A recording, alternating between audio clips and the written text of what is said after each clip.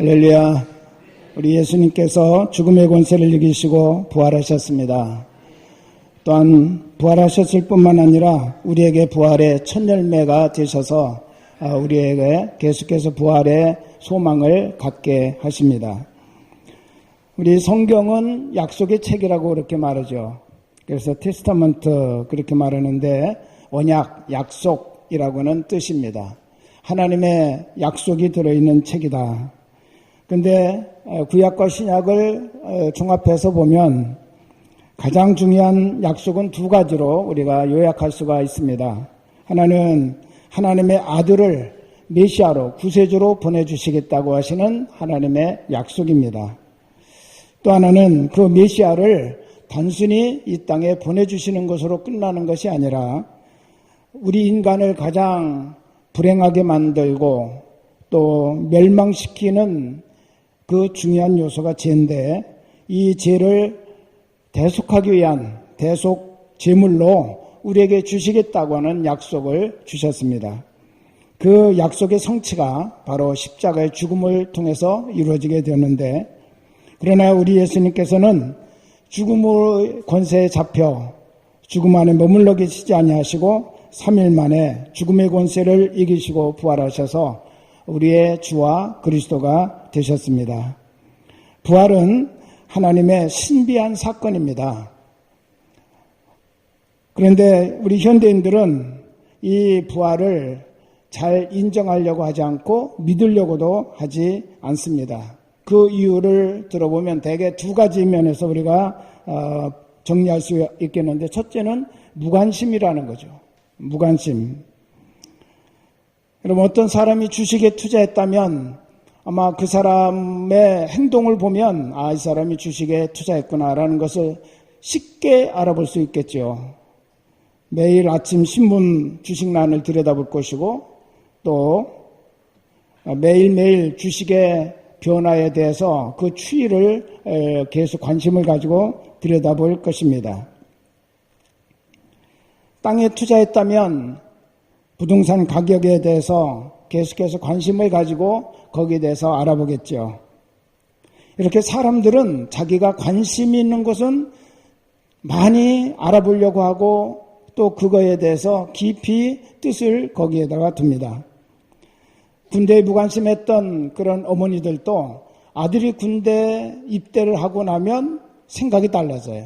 그래서 군대 안에서 무슨 일이 일어났다 그러면 가슴이 철렁하고 혹시 내 아들이 그래가면서 늘 예의주시하고 있는 그런 모습들을 우리가 보게 됩니다. 여러분 부활을 믿지 못한다고 하는 사실은 부활이 없기 때문이가 아니라 관심이 없어서 그 부활의 진리를 발견하지 못하고 그 부활의 진리를 믿지 못한다고 하는 것이죠. 어느 아가씨가 서점에서 당시 베스트셀러로 소개받고 있던 신간 소설 한 권을 구입을 했습니다. 집에 와서 읽어보려고 하니까 자기는 별로 재미가 없어요. 그래서 앞부분을 조금 읽다가 그냥 덮어버리고 말았습니다. 한참 시간이 흐른 다음에 결혼을 했습니다. 나중에 알고 보니까 그 결혼한 남편이 자기가 덮어놨던 소설의 저자들이에요. 어떻게 했을까요? 그 다음부터 즉시 찾아서 읽었는데 왜 그렇게 재미가 나요? 너무너무 재미가 나가지고 한 번, 두 번, 세 번을 읽었다고 하는 그런 이야기입니다. 여러분 현대인들의 약점이 뭘까요? 현대인들은 먼 미래나 저 높은 곳에 별로 그렇게 관심을 갖지 않는다고 하는 것입니다. 변치 아니하고 흔들리지 아니하고 영원한 것은 바로 위에 있습니다. 근데 그 위의 것에 대한 관심이 많지 않다는 것이죠. 당장 눈앞에 필요한 것, 직장 문제. 우리 젊은이들이 가장 지금 걱정하고 싸우고 있는 것이 직장 문제인데 어느 청년은 이력서를 120통을 냈대요. 근데 아직도 직장을 못 잡고 있다고 걱정하고 아주 미래에 대해 절망감을 가진 그런 청년도 보았습니다.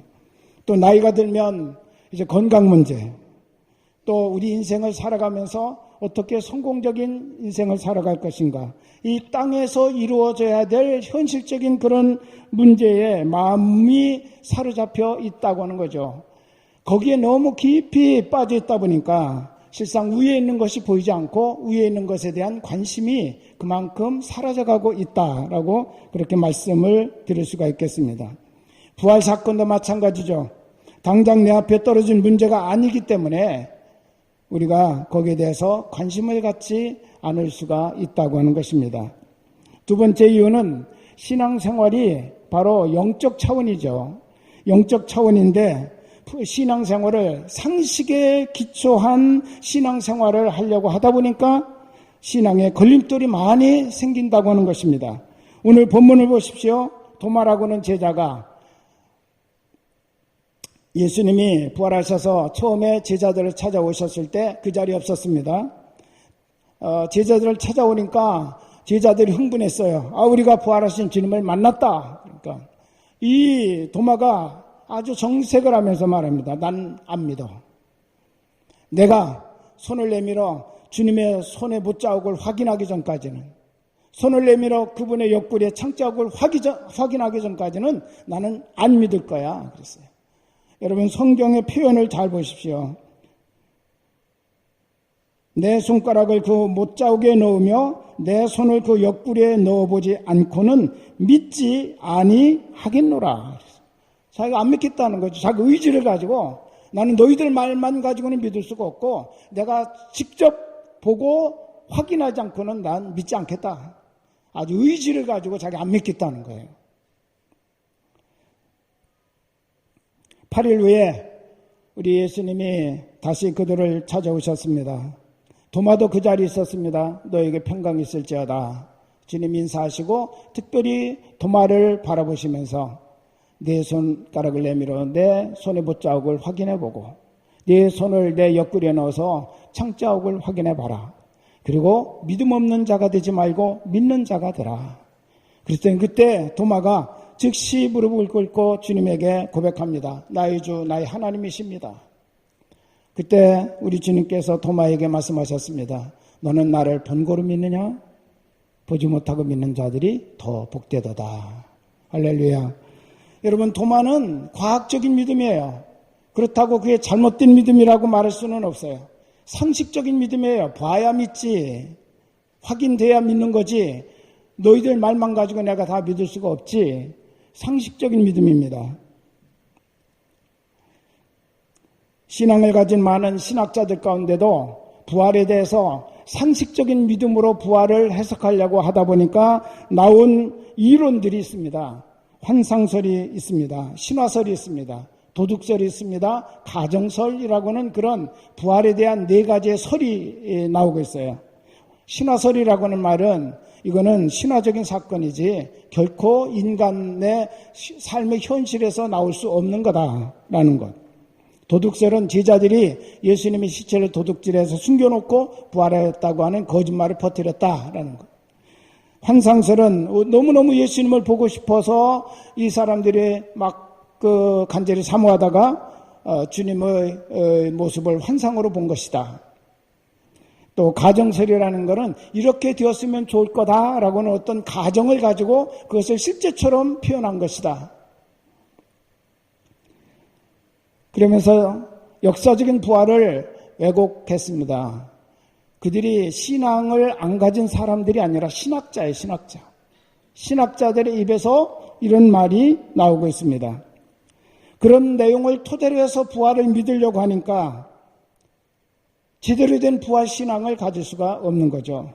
뿌리 약한 나무처럼 신앙이 연약해지고 위기를 만나면 쉽게 흔들려 넘어질 수밖에 없게 된다는 것입니다. 여러분, 믿음이라고 하는 것은 내 삶을 잡아줄 수 있는 묵직한 힘의 중심이라고 그렇게 표현할 수 있습니다. 힘의 중심이 언제나 안정되어 있으면 오뚜기처럼 넘어졌다가도 일어나게 되는 거죠. 힘의 중심이 잘못되어 있으면 넘어지면 못 일어나요. 세월호와 같이. 사람들을 더 많이 태우고 싶어서 배 밑바닥에 많이 실어야 될 그 짐을 줄여가지고 사람을 더 태우려고 하다가 무게중심이 위로 올라가 버렸어요. 방향을 틀려고 하니까 그냥 무게중심이 안 잡히니까 넘어지고 말았어요. 해상 사건, 제일 큰 사건으로 나타날 수밖에 없는 불행이 일어나게 된 것입니다. 사랑하는 여러분, 정말 믿음은 내 삶을 잡아줄 수 있는 가장 묵직한 힘의 중심이라는 사실을 인정하시기를 바랍니다. 특별히 부활에 대한 믿음은 바로 그런 믿음 중의 핵심이라고 하는 사실을 우리는 기억해야 됩니다. 나의 믿음이 상식에 기초한 얕은 믿음에 서 있다고 한다면 언제나 우리는 인생의 풍랑이 거세게 일어날 때 흔들리고 넘어질 수밖에 없다는 것입니다. 부활은 초자연적인 하나님의 사건입니다. 우리 인간의 상식에 의해서 이루어진 사건이 아니라 하나님이 일으킨 사건, 하나님이 행하신 사건이에요. 그렇기 때문에 이것은 초자연적인 사건입니다. 하나님이 행하신 사건임을 우리가 굳게 믿고 확실한 믿음 위에 흔들림 없이 서야 될 줄로 믿습니다. 믿음의 진가는 언제 나타납니까?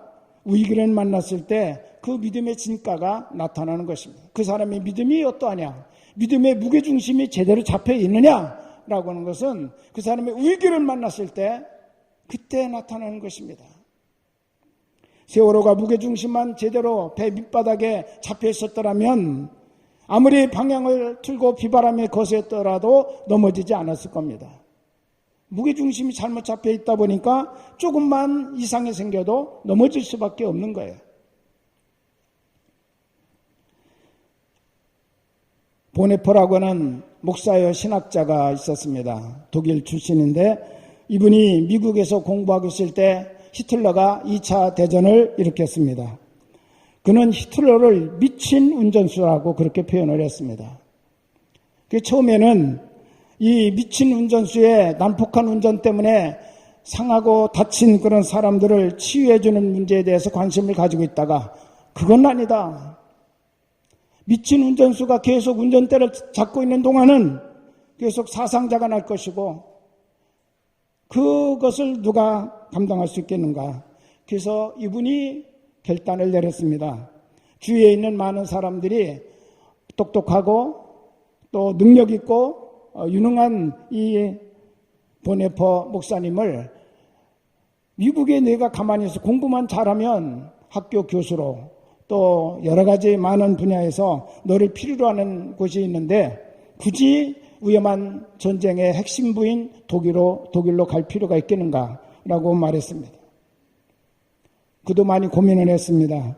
그러나 결국은 내가 설교한 내용, 내가 지금까지 믿음의 사람으로서 말한 내용이 여기에 그냥 머물러 있게 된다면 전부가 다 헛된 공허한 말이 될 수밖에 없고 내가 독일로 가야 되겠다. 그렇게 생각하고 많은 만류에도 불구하고 그는 독일로 갔습니다.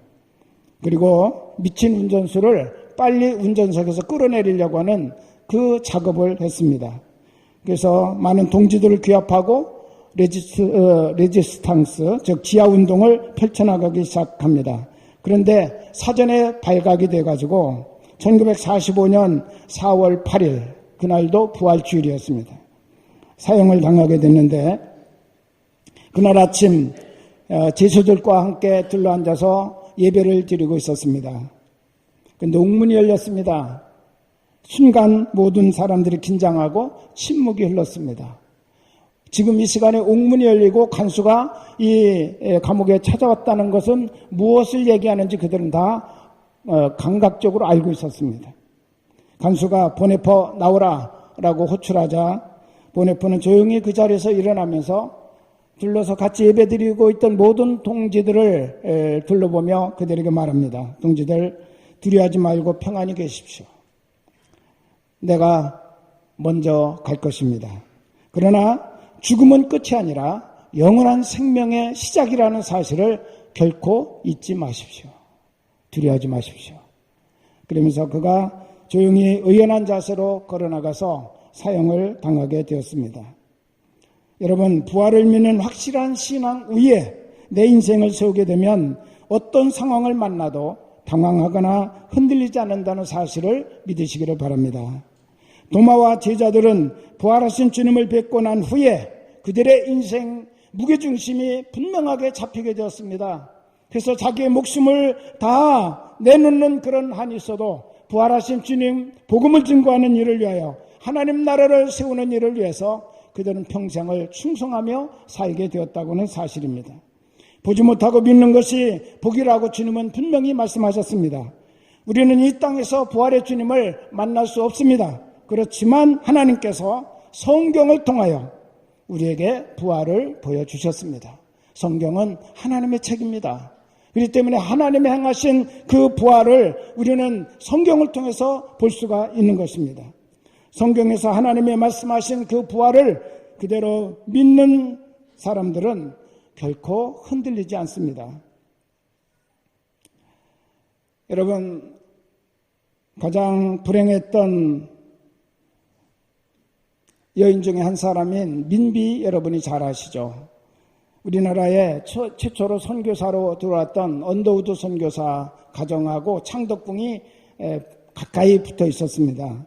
이 언더우드 선교사 부인은 간호사 출신이라 민비가 아프고 그럴 때는 자주 창덕궁에 들어가서 민비를 건강을 살펴주고 또 같이 이웃하면서 교제하고 친분을 쌓았다고 합니다. 어느 날 민비가 언더우드 부인에게 궁금해서 물었습니다. 당신이 살던 당신의 고국 미국은 어떤 나라입니까?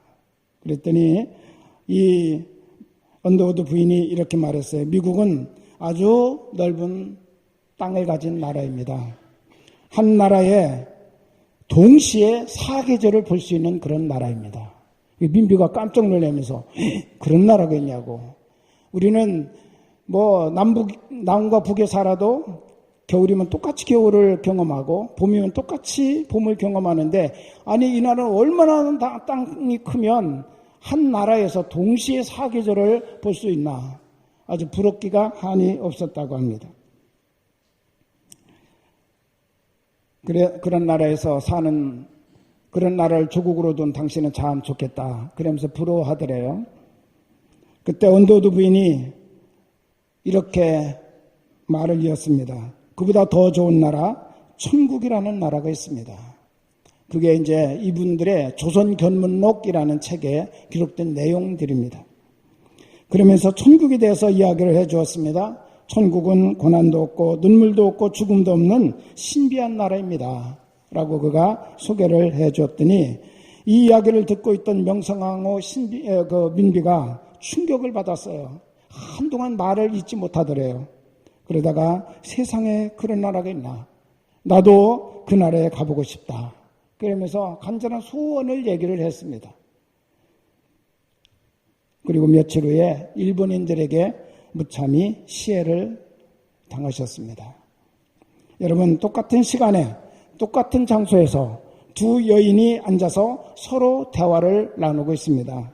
한 여자는 천국을 이야기하고 있습니다. 그것도 자기가 갔다 온 것처럼 아주 확신에 차가지고 이야기를 합니다. 지금 이 여인은 하나님 나라 때문에 자신에게 주어진 평안한 삶을 다 포기하고 조선이라고는 아주 열악한 환경을 가진 나라에 와서 어려운 삶을 살고 있는 것입니다. 그러면서도 그 나라가 마치 내 나라인 것처럼 그렇게 자랑스럽게 이야기를 하고 있습니다. 그런데 옆에 앉아있는 한 여인은 그런 나라가 있는 줄도 모르고 지금 살아가고 있는 거죠. 상상도 못하고 있었습니다. 여러분, 사람이라고 다 똑같지 않습니다. 같은 시대, 같은 장소에서 같은 비슷한 환경을 가지고 삶을 살더라도 어떤 사람은 위를 바라보고 하나님 나라를 소망하며 그 나라를 가슴에 품고 이와 같이 부유하게 살아가는 사람이 있는가 하면 어떤 사람은 땅의 것에 연연해서 거기에 전전긍긍하고 인생을 거기에 매여서 살다가 끝나는 절망에 빠진 그런 사람들이 있다라고 하는 것입니다. 대부분의 사람들은 보이는 것만을 믿고 만져지는 것만을 얘기하고 살아갑니다. 그러나 여러분, 신앙인, 특별히 부활을 믿는 성도는 보이지 않는 세계를 보고 보이지 않는 세계를 믿고 보이지 않는 세계를 이야기하며 살아가는 사람들이라는 사실을 잊지 마시기를 바랍니다. 땅의 환경이 어떠하든지 간에 우리가 누리고 또 우리가 시민권을 가지고 우리가 그 나라의 권리를 가지고 살아가고 있는 나라는 하나님께서 주신 그 나라, 하나님의 나라라고는 사실을 성경은 분명하게 우리에게 선포하고 계십니다. 특히 부활을 믿는 신앙은 우리에게 묵직한 삶의 무게중심을 잡아주기 때문에 부활을 믿는 그 신앙의 사람들은 어떤 비바람, 어떤 고통, 어떤 환난에도 넘어지지 않습니다. 행여 넘어질지라도 오뚜기처럼 다시 일어나서 승리하는 삶의 능력과 힘과 소망을 우리는 갖게 되는 줄로 믿습니다. 여러분, 주님의 제자들 그리고 수많은 그리스도인들이 이 부활을 믿는 신앙 위에 굳게 서서 삶의 고난과 어려움을 이길 뿐만 아니라 진리로, 생명으로, 사랑으로, 선으로 승리의 길을 걸어간 것을 우리에게 보여주고 있습니다.